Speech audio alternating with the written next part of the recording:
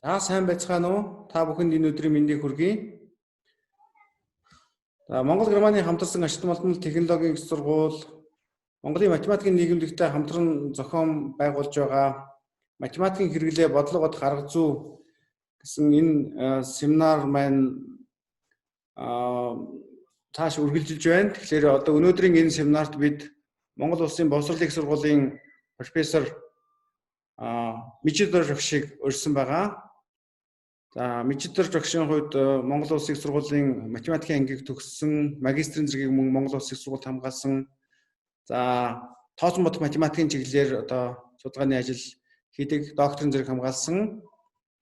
За тэгээд өнөөдрийн энэ сэдв маань роботын байршил тодорхойлоход интегрокуб сплайныг ашиглах талаар байгаа. Тэгэхээр зөвхөн оршил болгож хэлэхэд өнгөрсөн жил Монгол Улсын их сургууль дээр одоо үйлдвэртэй хамтарсан математикийн семинар явагдсан. Энэ үеэр яг энэ асуудал тавигдаад яг энэ роботын байршил тодорхойлоход математикийн ямар арга хэрэгжилж болох вэ гэдэг асуудал тухай үед яригдаад за ер нь бол энэ интегро сплайн гэсэн энэ одоо аргачлалыг ашиглах боломжтой юм а гэдгийг тухайн үедээ бас шийдэл болгож гаргаж ирж байсан. Тийм учраас бас онцлогтой.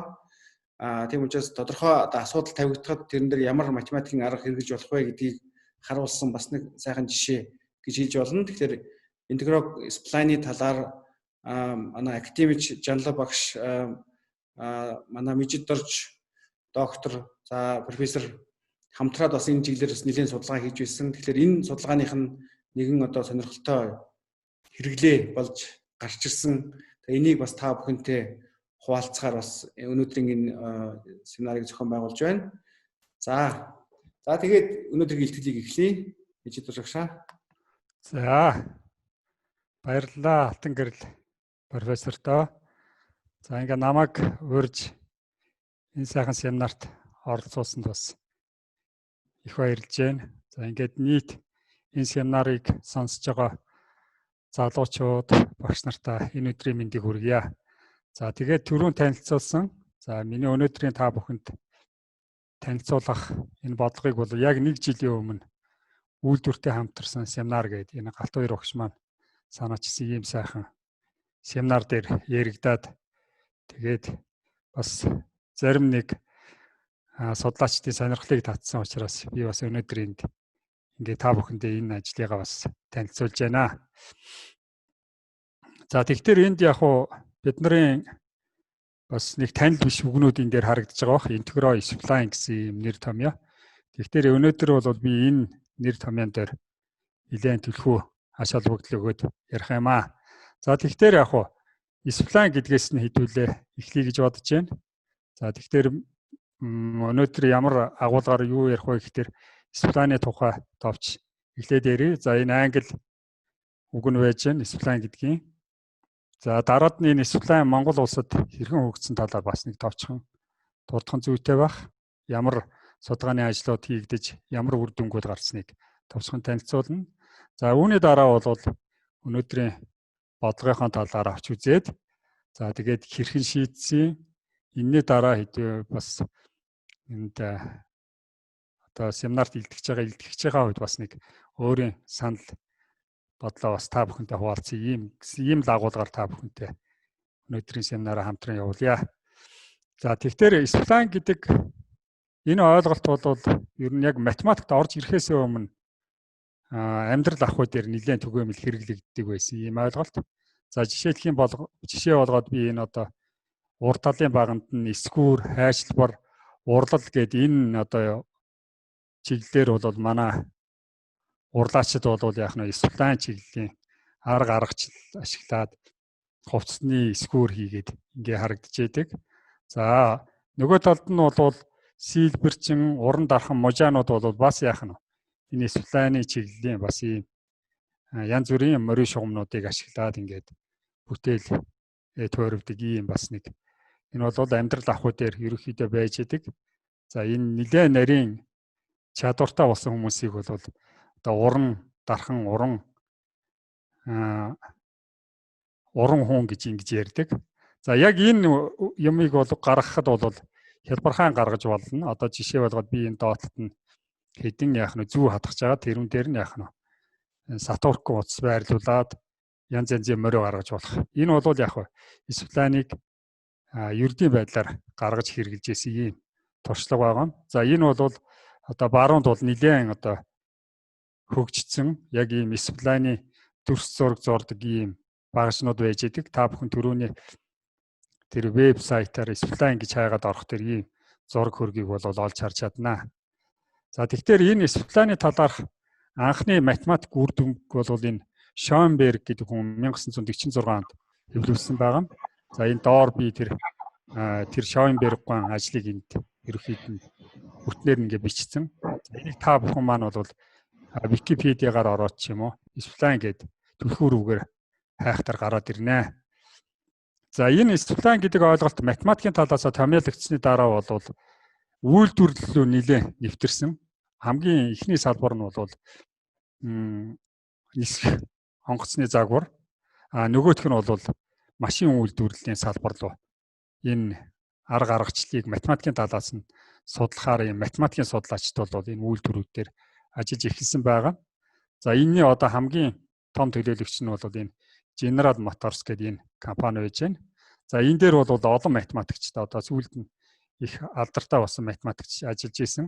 Жишээлх юм бол энд Бирхоф, Карл де Бор гэдэг энэ хүмүүс бол энэ General Motors-т ажиллаж за бидний одоо монголчлоод төсөөж хэлэх юм бол зураг төслийн инженерээр ажиллаж исэн юм математикчд байгаа. За энэ жишээлх юм бол энэ де Борын ажиллаж исэн энэ General Motors-ын үед бол их олон ажил бол сэтгүүлд хэвлэгдээд түүний дотор бол бидний ярих B-spline гэдэг энэ төрлийн үндсэн үр дүнгууд бол багтдаг юм аа. За тэгэхээр түрүү ярьлаа хэрэглээ гэхтэр бол яах нь ердийн урлал дээр байж иж болох юм аа гэж. За өнөөдрийн энэ илтгэлийн хувьд ч гэсэн би аль болох хэрэглээг нь харуулах гад одоо энэ та бүхний харж байгаа энэ хоёр альфа байгаа. За энэ хоёр альфыг одоо жаахан томруулаад харуулъя. За энэ ингээд харах дээр зэрэг энэ адилхан ихлээд харагдчихсан бол одоо та нар маань ажиглаж харж байгаа бох. Өмнө талынх нь бол нэлээд тийм resolution сайтай вектор зураг байгаа. Нөгөөх нь бол яах нь raster гэж яриад идэг. Энэ зүгээр ердийн яах нь зураг учраас яах нь томроод ирэхтэр зэрэг энэ нь бол яах нь одоо бүгдгрээд чанарын шаардлага нь яах нь модод ирж байгааг анзаарж байгаа бах. За тэгэхээр энэ дисциплины маань гол хэрэглээ бол одоо бид нарын энэ харж байгаа нүдэнд харж байгаа энэ текстүүд дээр одоо хэрэглэгдээд байгаа гэсэн үг. Гэхдээ яг хөө зүгээр яг энэ бидний өнөөдрийн ярьж байгаа төлөөлөгч дисциплин биш. Энэ дисциплин төрлийн функцуудыг л ашиглаж яах нь бид нар ийм сайхан вектор зургнууд дээр вектор фонттой болж байгаа гэсэн үг ээ. За орчин үед бол төрөл бүрийн програм хангамжууд бол дисциплины хэрэгслүүдээр хангагдсан байдаг. Түүнийг ашиглаад бол яах нь янз бүрийн загвар дизайнуудыг гаргадаг. За одоо би энд бас та бүхэндээ төлөөлөгч болгоод энэ усан онгоцны эд ангийг дисциплин ашиглаж компьютер зургаар ингээд зурсан байгааг бас энд харуулж байна. За яг дисциплин гэдэг юмыг ойлгоход бол их энгийн амархан. Одоо бид нар дунд сургуулийн математикийн хүүхдүүд хэрвээ математик үзсэн байх юм бол ерөөсөө ойлгоход их энгийн. За жишээ болгоод энэ жишээ нь би 0.1 гэдэг завсар дээр y тэнцүү x гэдэг шулууныг зурчихсан байна. За энэ шулуун бол яг нь бид нар дисциплин болох арай болоогүй энэ бол энэ дээр байгаа нэг шулууны тэгштгэл геометрээрээ бол яг нь ингээд одоо энд би жаахан resolution жаахан алдагдуулаад зурцсан байгаа бах. X тэглийг арай жаахан сунгаад зурчихсан. Ингээд нэг цасраг зурагчсан байж байна. За энэ дээр бол мэдэгдэхгүй байгаа зүйл ер нь шулууны хувьд бол AX нэмэх нь B гэхээр AB гэдэг коэффициентийн тухай гарна. Хэрвээ AB2 мэдэгдэж байгаа юм бол энэ функц ямар нэгэн D мож дээр бол илэрхий олдчихж байгаа гэсэн үг. За одоо тэгэхээр энэ функц квадрат функц болгочих юм бол за ингээ харагдана. За энэ дээр яах нь AX квадрат нэмэх нь BX нэмэх нь C гэдэг 3 одоо коэффициенттай болчихно гэсэн үг. A, B, C. За энэ D мужийг бол бид нар 0.1 завсараар сонгоцсон явж байгаа. За энэ дээр бол би А-га 1-ээр авчихсан. C нь бол тогтмол тик гэдэг ингээ байж байна. За тэгэхээр бол морио маань ингээд яах нь квадрат морио гараад ирлээ. Энэ бол 0-оос 1 завсар. За энийг бол одоо бид нар бүгд амархан ойлгох чинь. За энийг дахиад нэг зэрэг нэмчих юм бол куб олон гишүүнт болж байна. За куб олон гишүүнтийн хувьд бол коэффициентийн тоо бол 4 болчихно. А, Б, С, Д. За би бол можаа өмнөхтэй адилхан тодорхойлогдох мужийг 0-аас 1-ийн хооронд сонгочихсон байгаа. За энэ мөрийн шугам маань одоо яах нь вэ? Энэ дээр тэгшлэгийг бичсэн байна. Энэ жишээ болгоод нэг жишээ. Одоо бид нар А-га нэг өөрөөр сонгох, Б-г нэг өөрөөр сонгох, С-г нэг өөрөөр сонгох, Д-г нэг өөрөөр сонгох янз бүрийн куб зэргийн олон гишүүнтийн зургнууд нь яах нь энэ 0-1 завсар дээр зурагдаад байна гэсэн үг. За тэгэхээр энэ одоо мөрийг зурсан байгаа зураглал, энэ текстийг бичсэн байгаа бичиглэл бол үндсэндээ бол сплайн арга ашиглаад гаргачихсан байгаа. Тэгэхээр одоо та бүхэндээ энэ доотлолт нь яг ямар байдалтай энэ хүснэгтээр өгөгдсөн байгаа юмыг л яах нь бид нар хооронд нь сплайнаар холбоод мөрийн шугамаа гаргачлаа л гэсэн үг. Тэгэхээр хүснэгтийн маань одоо би энд 1 2 3 4 за энэ 5 6 7 цэг аваад яах нь тэр 7 цэгээ холбосон мөрийн шугам зурцсан гэсэн үг. За тэр шугамныхаа дагуу энэ текстийг бол бид нар хэвлэлч дээр юм мөрийн текст харагдаж байна гэсэн үг. За тэгэхээр энэ бол яах вэ? Сплайныг байгуулах анхан шатны бэлтгэл болж чадна.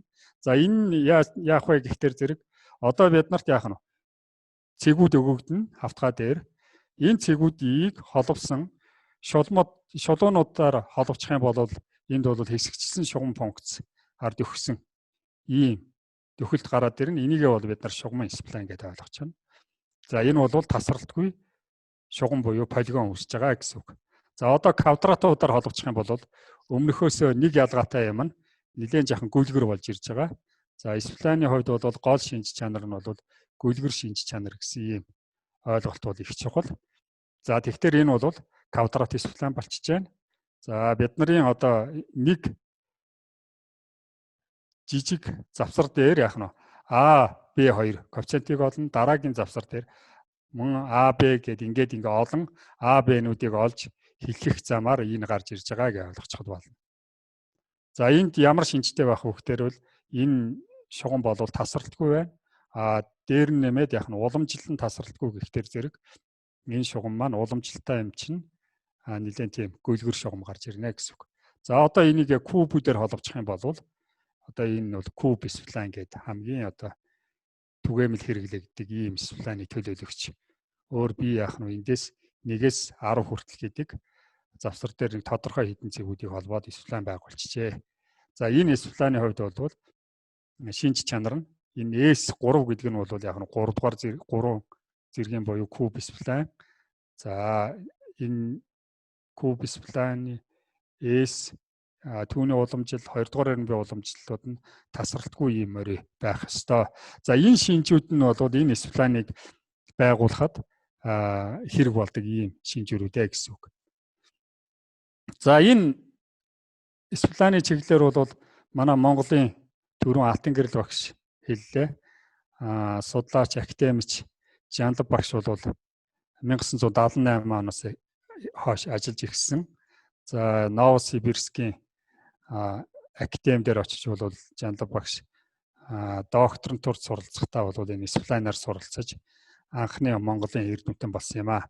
За ингээд одоо үндсэндээ бол Монгол судлаачийн анхны хэвлэгдсэн ажлыг би эхний нүрийн хэвлэгдсэн сэтгүүлийнх нь нүртэй энэ дээр харуулж байна. Дэлгэцэн дээр.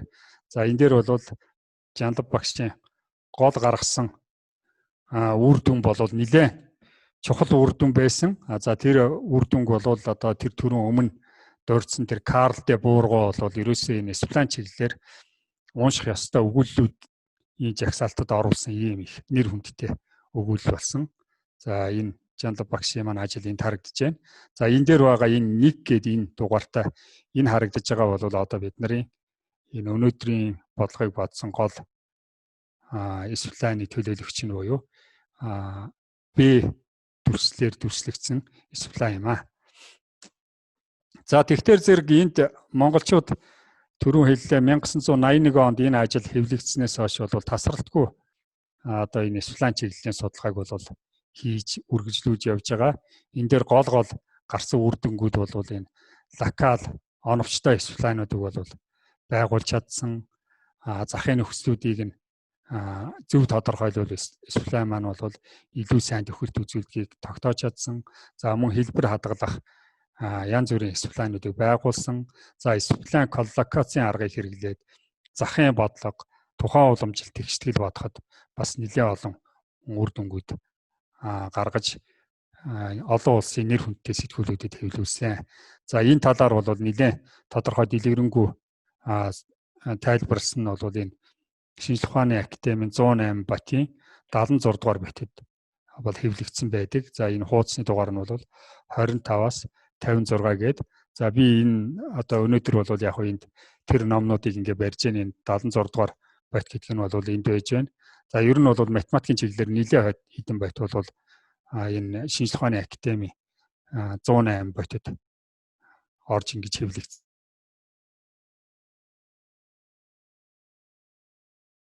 Энэ талаар дэлгэрүүлээд та бүхэн supply-ны талаар яг ямар замаар хөгжсөн бэ гэдгийг үзье гэвэл энэ академик Жанлав багшийн амьдрал бүтээл гэсэн энэ номыг та бүхэн маань үзэж болно. За энэ номон дээр бол яах нь Жанлав багшийн анх Новосибирск рүү явсан түүхээс ахуулаад ямар үр дүнгууд гарч олон улсад хэвлэгдсэн бэ гэдгийг бол нэлээд дэлгэрэнгүй тайлбарлсан байдаг. За дараагийнх нь бол энд 2018 онд үргэлжлүүлээд Жанлав багш бид нар нийлээд энэ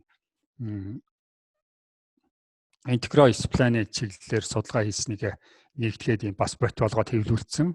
За энэ бот маань бол одоо бас ийм хэлбэртэй байж идэг. Та бүхэн маань бас хэрвээ сонирхон судлаа supply-ны чиглэлээр интеграл supply-ны чиглэлээр судалгаа хийе гэвэл энэ номыг бас аваад үзээд судалж болно. За тэгэхээр ерөнхийдөө бол supply-ны талаар товчхон түүх ярихад нэг юм байна. За тэгэхээр бидний өнөөдрийн гол ярих бодлого бол энэ роботын байрлал тодорхойлоход ер нь ямар математикийн арга хэрэгжилж болох вэ гэсэн ийм ерөнхий бодлого байж байгаа. За робот гэхдээ энд бид нар одоо энд жижигхэн одоо юу гэдгийг тийм ээ. Легоноос ахуулаад дээшээгээ томорсон Ардуиногоор тоногдсон ийм робот байж байгаа гэдээ ойлгочихъя. За энэ роботын хойтлын 2 эсвэл урдлын 2 дугуйг нь бол энэ энкодер гэдэг энэ B зураг дээр байгаа. Энэ төхөөрөмжөөр тоногдчих юм. За тэгэхээр энэ төхөөрөмж нь ямар төхөөрөмж вэ гэхээр зэрэг дугуйны нэг тодорхой эргэлтэн дээр хугацаа бүртгэдэг лазер бүртгэгчтэй ийм төхөөрөмж байгаа. За энэ төхөөрөмжийг ер нь энгийнээр төсөөлөе гэвэл бид нар одоо компьютерийн хулганы дээр байдаг нөгөө scroll гэдэг байж байдаг. Тэрийг төсөөлсөн ч болох юм. Тэр scroll-ыг эргэх тэр нэг тодорхой нэг эргэлтэн дээр нь бол хугацаагаа бүртгэдэг ийм төхөөрөмж байгаа. За энэ төхөөрөмжийг энэ робот дээр суйрлуулж байгаад хөдөлгөөнд оруулаад 2 дугуйных нь хөдөлгөөний бүртгэгч юм. За эндээс яах нь буцаагаад энэ роботын байршил ер нь нэг ямар нэгэн цэг дээрээс эхлээд хөдлөөд хэсэг хугацааны дараа хаана байгаа юм бэ гэдгийг тодорхойлох ийм асуудал дэвшигдэж байгаа юм. За тэгэхээр та бүхэн маань одоо эндээс анзаарж байгаа бах энэ D зурган дээр харагдаж байна. Хэрвээ одоо наатлын дугуй хурдтай эргэх юм бол робот маань ийшээгээ тойроод явчихна. Цаатлын дугуй маань хурдтай эргвэл нөгөө тийшээгээ тойроод одоо юу гэх юм тийм ээ. Баруун гардал руу тойроод эргээд явчихна гэсэн үг. Тэгэхээр яах нь энд хурд гэдэг ойлголт бол яах нь энэ роботын байршилтай уялдаатай байна гэдг нь бол энэ өмнөх зургаас бол харагдаж байгаа баг. За тэгэхээр зэрэг яг энэ хурдан дээр бол асуудал дэвшигдэж байгаа. Ямар асуудал дэвшигдэж байна вэ гэхээр нөгөө бүртгэгч төхөөрөмж маань тодорхой хугацааны тодорхой нэг талбай явсны дараа нэг хугацаа бүртгэж чинь. Дахиад нэг талбай явсны дараа энэ дөрвөлж нь бол талбай юм байна. Талбай явсны дараа дараагийн хугацааг бүртгэх нь гэх мэтчлэн ингээд яах нь хугацааны цувааг бүртгээд авчих юм. За тэгэхээр одоо бодлого маань түрүүний тайлбарласнаар роботын хөдөлгөөний байршлыг тодорхойлё гэвэл аль нэг дугуйн дээрх хурдыг бас нөгөө дугуйн дээрх хурдыг яах нь яг таг тодорхойлох хэрэгтэй байна гэсэн ийм бодлого руу шилжиж ирж байгаа. За тэгэхээр тэр бид нар энэ роботын за аль нэг дугуйных нь хурдыг BT гэж тэмдэглэчихсэн гिचх юм бол одоо энэ дээр нь математикийн тооцоо хийчихээр за жишээлх юм бол энэ T0-оос T1 хүртэл B гэдэг энэ функц мэдэгдэж байгаа гэж үзээд интеграл авчих юм бол энэ талбай гараад ирнэ гэсэн үг. Энэ талбай гараад ирнэ. Тэгэхээр харамсалтай нь бол бид нар B T гэдэг функцаа мэдэхгүй байгаа учраас түүнийг төлөөлөх функцаар нь бол spline-аас онгоод S гэдэг энэ функцийг энд нь оруулчихъя. Тэгэхээр бол бид нарт яг нөхцөл бол нэг ийм нөхцөл бид нарт өгөгчлөө гэсэн үг. Одоо тэгэхээр BT гэдэг функцийг олохын оронд бид нар ST гэдэг spline-ыг хайх даалгаварт шилжлээ гэсэн үг. За тэгэхээр бид нарын яг энэ түрүүн ярьсан куб зэргийн олон гишүүнтийн хувьд бол нэг ийм мож завсар дээр 4 коэффициент хэрэг болно гэхтэр зэрэг бид нарт маш олон нөхцөл хэрэг болж ийж энэ эвслайн чинь бүрэн бүтэн байгуулагдана гэсэн үг. Тэгэхээр одоо бол бид нарт яг энд К ширхэг утга өгөгдчихсөн гэдээ ойлгочих тийм ээ. К нөхцөл өгөгдчихсэн. Гэхдээ энд нэг анзаарах юм нь бол энд байгаа талбайнууд бол бүгд адилхан байгаа. Энэ талбайнууд бүгд адилхан. Ганцхан өөрчлөгдөж байгаа юм бол энэ доотлын хугацаанууд нь өөр өөр байгаа. Хэрвээ робот маань нэг дугуйн удаан хөдөлж явах юм бол энэ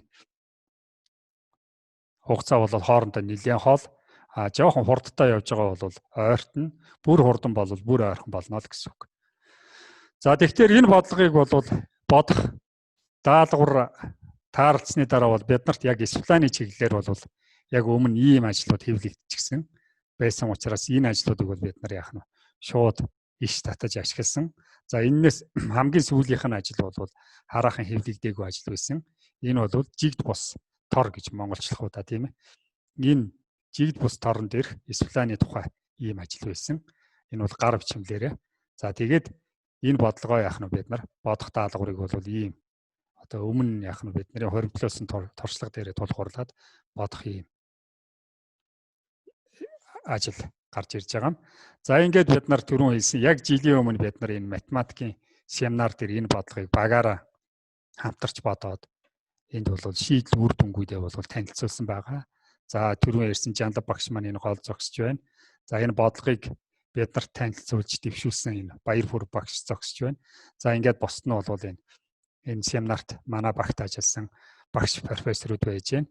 За бид нар бол ер нь энд яаж багаар ажилласан бэ гэхтэр зэрэг нэг хэсэг нь бол энэ кодн дээр ажилласан.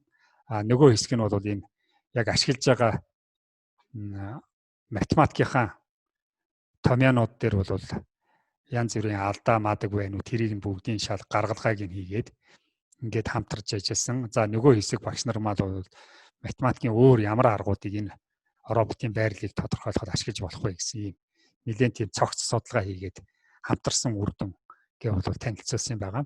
За би бол энэ дээр бол энэ багт орж ажилласан та маш баяртай байгаа. Тэр код бичиж байгаа оюутнуудаас бол маш их юм сурж авч MATLAB дээр энэ ажлыг бүр цааш нь яг төгс сайхан хийхэд бол их олон аргачлал сурсан. За тэгээд түрүүн ярьсан тэр захын нөхцөл энтер дээр бол нэлээд алдаа энтер байсныг бол энэ оюутнууд маань бол олуулаа ажиллаад их сайхан засаж янзлсан ийм үр дүн гарсан юм байна. За ингээд одоо түрүүн хэлсэн ер нь spline байгуулна гэдэг бол нэг хэдин коэффициентүүд л тодорхойлох ёстой. Хэрвээ тэр коэффициентүүд тодорхой болчих юм бол бид нарын S гэдэг функц бол ил гараад ирнэ гэсэн үг. За ингээд энэ бодлогын яг энэ бодолт нь үндсэндээ энд ингээ байж байна. За бид нар нэг жижигхэн тэмдэглэлүүд хийх ёстой болно. За энэ хоёр хугацааны хоорондох зайгаа бол H гэдэг үсгээр тэмдэглэчихье. За тэгэхээр H-ууд бол янз бүр байх учраас бид нар нэг H нэмэх нь 1 гэдгийг бол нэг TI нэмэх нь 1-ээс хань TI гэдэг энэ хоёр хугацааны хоорондох зайг бол H дээр нэмэх нь 1 гэд тэмдэглэчихье гэдэг.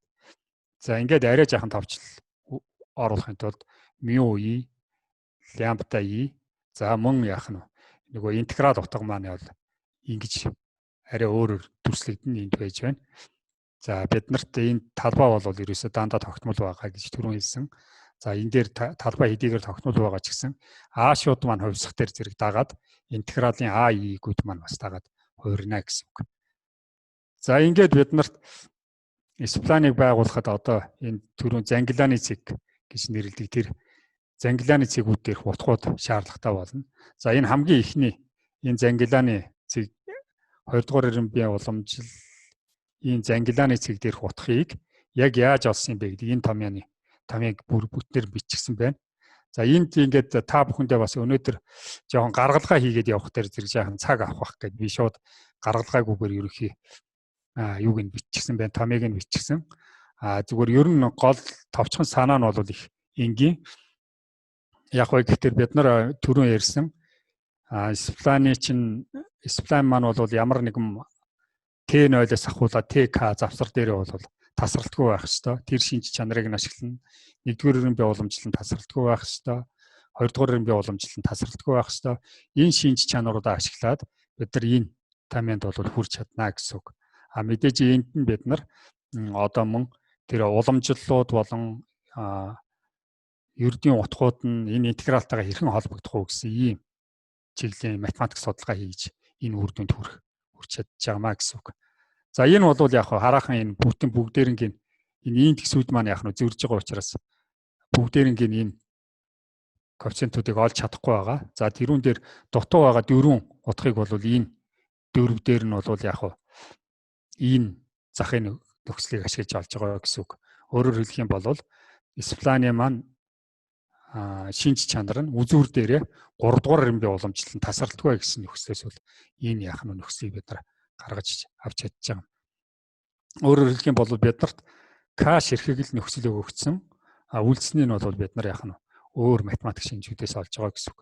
За ингээд энд бол яг 2 дугаар бие уламжлалын зангилааны цэгүүд дээрх бүх утгууд тодорхойлогдсны дараа бол Спланыхаа зангилааны цэг гэж тэр Т0, Т1 гэж тэмдэглэсэн тэр цэгүүдийг хэлээд байгаа. Тэр индексийн дугаараар тэр цэгүүдээр нь ингээ утгуудаа ийм томьёогоор бодчихно.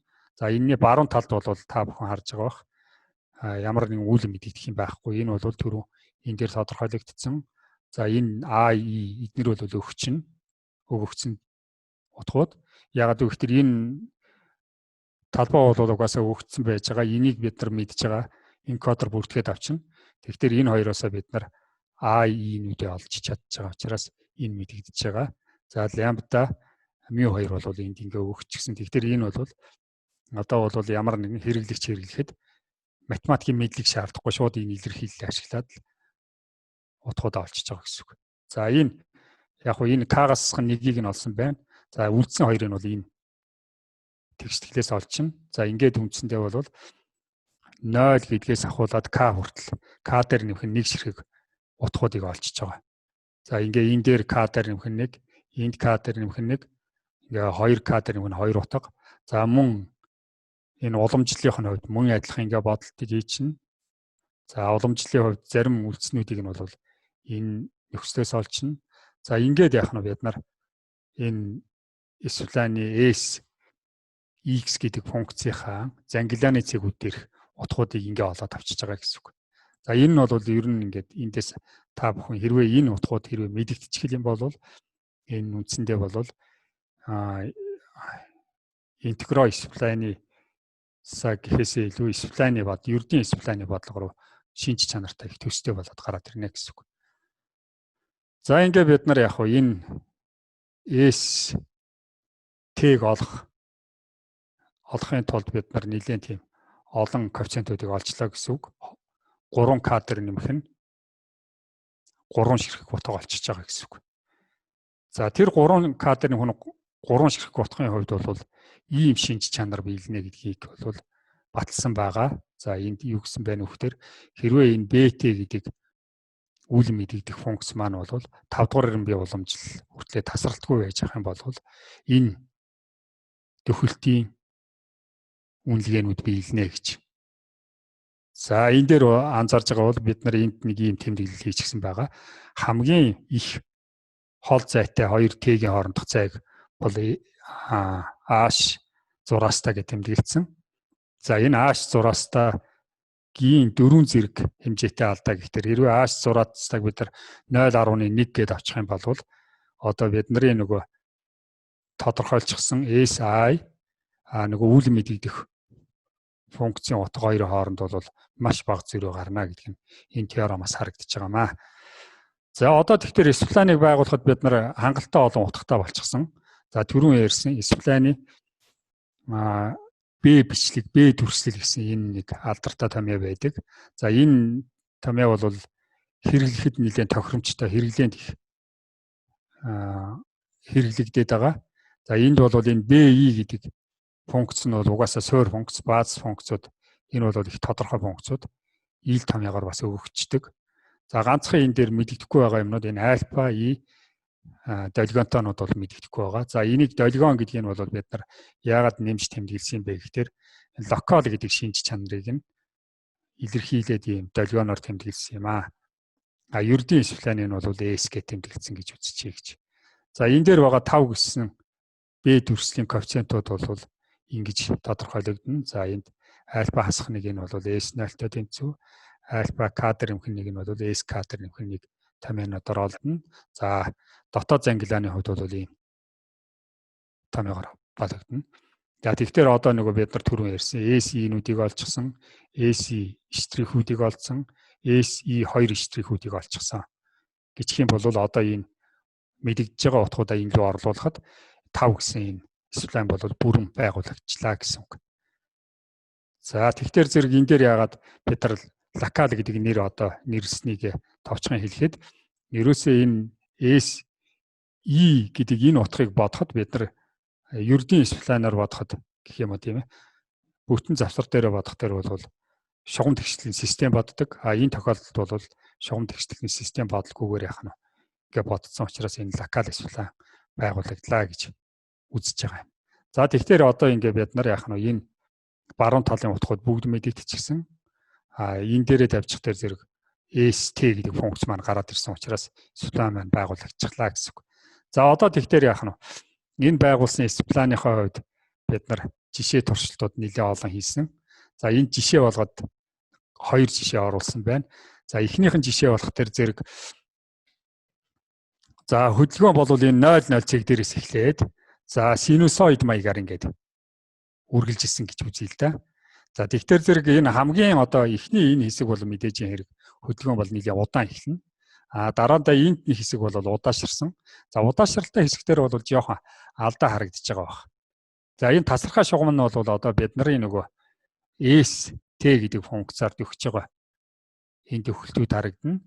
Энэ үргэлжилсэн шугам нь бол за нэг мэдэгдэж байгаа төлөөлөгч одоо хурд юм.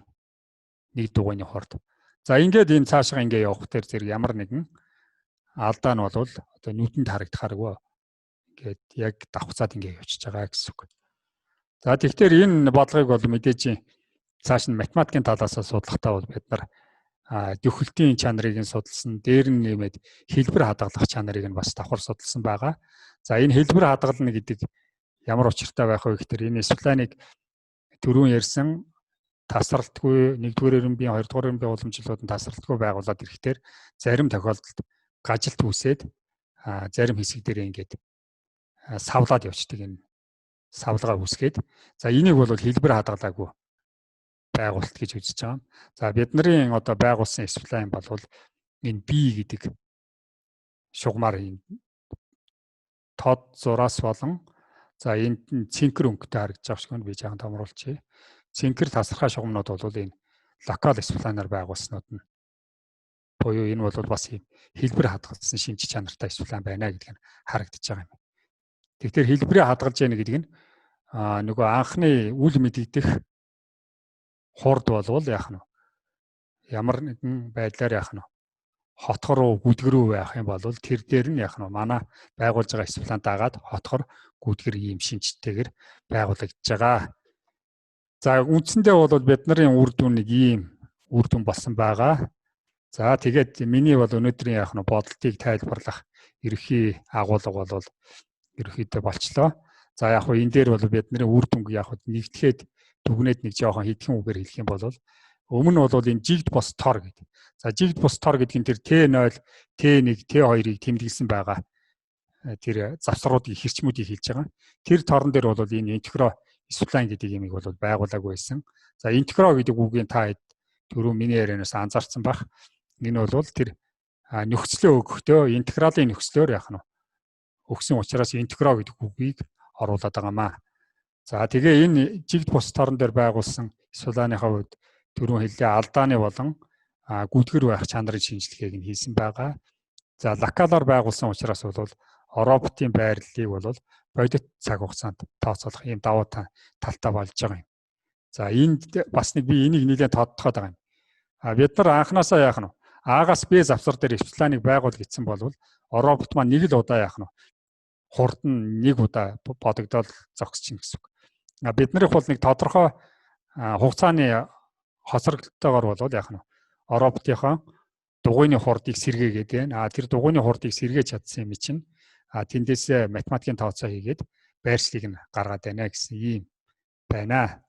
За ингээд ерөнхийдөө ярих юм дууслаа. Тэгээд бас хүүхэд залуучуудаа хэлэхэд энэ Монголынхоо энэ судлаачдын хийж байгаа судалгааг ингээд дэмжиж байгаа энэ Алтан гэрэл профессорын санаачлага маш их сайхан байна. Энд нь үргэлжлүүлээд та бүхэн маань бас уриалга гаргахад энэ Монголын математикчдын хийдэг судалгаануудыг бас та нар цааш нь сонирхож үзээсэй гэж бодож байна. Яг тэгэхээр би энэ Европын нэг том номын санд ороод зузаан ном эргүүлээд математикийн түүхийн зузаан ном эргүүлээд сууж агаад ардталт нь индекс дээрээс нь Монгол гэдэг улсын нэр хараад маш их баярлж ирсэн. Эртний дэлхийн түүхийн математикийн түүхийн ном байсан. За ингээд тэр сурвалжийг нь эргүүлээд харсан чинь Монголын алдартай математикч Мянга тухайн тухай ийм бүр жишээ ингээд тэр энэ одоо юу гэх тойл бичгэнд орчихсон байсан. Тэгээ эндээс ингээд би одоо тэр Мянга тухайн тухай бас энд хамгийн сүүлд нь одоо Монголын математикчид бас их юм хийж ирсэн гэдгийг бол харуулах гад энд нэрийг нь бас одоо интернет дээр олдож байгаа тэр нэрүүдээр нь оруулчлаа. За та бүхэн маань анзаарах юм бол тэр хамгийн сүүлийн нэр бол одоо олон улсад яг хэрэглээд яваад байгаа нэр юм шиг байгаамаа. Тэгээ та бүхэндээ бүгдээрэнд нь амжилт хүсье. За баярлалаа. За сонирхолтой ихтгэл хэлэлцүүлсэн Мижидэр багштай баярлалаа. Тэгэхээр өнөөдрийн энэ сэдв бол ер нь бол тавигдсан асуудал нь өөрөө инженерийн одоо роботын хөдөлгөөнтэй холбоотой асуудал байсан. Тэгээд байршлыг нь тогтоохтой холбоотой асуудал гарч ирсэн. Ер нь бол яг өнгөрсөн жил болсон үйлдвэрлэлтэй хамтарсан математикийн семинар дээр одоо математикчдын зүгээс хэрэглээний математикаар судалгаа хийдэг математикчдаас бас энэ дэр тусалцаа хүсэж энэ асуудлыг Баяр багш тавьж байсан. За тэгээд яг энд нь тохирсон шийдэл нь одоо өөрөөр онлайн хэмжээнд судалгаанууд нэгдсэн байсан. Тэр судалгаа яаж одоо яг энэ инженерийн тодорхой практик бодлого дээр яаж шийдэл болж харагдаж байна гэдгийг харуулсан ийм сонирхолтой ихтгэл байлаа. Тэгээд Сплайны чиглэлийн судалгаа одоо манай Монгол талаас бидний багш академич Жанлав багш Новосибирскийн их сургуульд анхны судалгаа хийж эхлүүлж байсан. За тэрнийг цааш нь үргэлжлүүлээд одоо явж байгаа одоо судлаач гэвэл одоо манай Мижидэр багш байгаамаа. За тэгээд энэ одоо сонирхолтой ихтгэлийг бас сонссон нийт оюутнуудад бас талархал илэрхийлье. Мөн одоо энэ сонирхолтой ихтгэл хийж бидний урилгыг хүлээн авч оролцсон Мижидэр багштай баярлалаа.